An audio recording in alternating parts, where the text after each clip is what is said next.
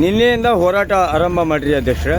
ಆದರೆ ಇಲ್ಲಿವರೆಗಾದರೂ ಯಾವುದೇ ಸರ್ಕಾರದ ಜನಪ್ರತಿನಿಧಿಗಳು ಬಂದಿಲ್ಲ. ನಿನ್ನೆ ಬಹಳಷ್ಟು ಸ್ವಾಮೀಜಿಗಳು ಬಂದು ನಿಮ್ಗೆ ಬೆಂಬಲ ಸೂಚಿಸ್ತಾರೆ. ಆದರೆ ಸರ್ಕಾರದಿಂದ ತಮಗೆ ಯಾವುದೇ ಥರದಂಥ ಸ್ಪಂದನೆ ಬಂದಿಲ್ಲ. ಇದಕ್ಕೆ ತಮ್ಮ ಅಭಿಪ್ರಾಯ ತಿಳಿಸಿ. ಸರ್ಕಾರ ನಮ್ಮ ದೃಷ್ಟಿ ಒಳಗೆ ಎರಡೂ ಸರ್ಕಾರಗಳು ಜೀವಂತ ಇಲ್ಲ ಅಂತೇಳಿ ನಾವು ಭಾವಿಸ್ಬೇಕಾಗಿದೆ.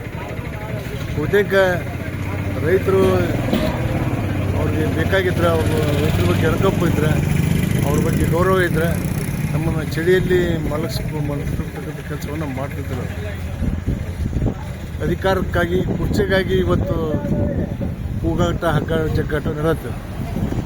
ಬಹುತೇಕ ಈ ಗೋಂಜಾಳ ಬೆಲೆ ಕುಸಿತ, ಅತಿವೃಷ್ಟಿ ಪರಿಹಾರ, ವಿದ್ಯುತ್ತಿನ ಸಮಸ್ಯೆ, ಕೆರೆ ನೀರು ತೂಸಕ್ಕಂಥ ಯೋಜನೆಗಳ ಬಗ್ಗೆ ನಾವೆಲ್ಲ ಪ್ರಮುಖವಾಗಿ ಹೋರಾಟಗಳನ್ನು ಹಾಕಿಕೊಂಡು ಕೂಡ ರಾಜ್ಯ ಸರ್ಕಾರದ ಪ್ರತಿನಿಧಿಗಳು ಇಲ್ಲ, ಕೇಂದ್ರ ಸರ್ಕಾರ ಪ್ರತಿನಿಧಿಗಳು ಇಲ್ಲ.